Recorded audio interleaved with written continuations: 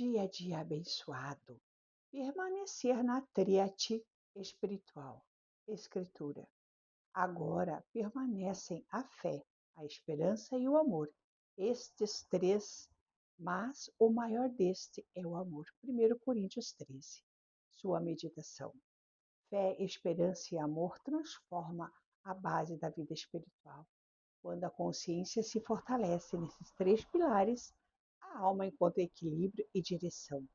A sua prática, hoje procure viver um dia guiado pela fé, sustentado pela esperança e conduzido pelo amor. Sua oração, Pai, fortalece em mim a fé, renova minha esperança e me enche com o coração de amor e paz.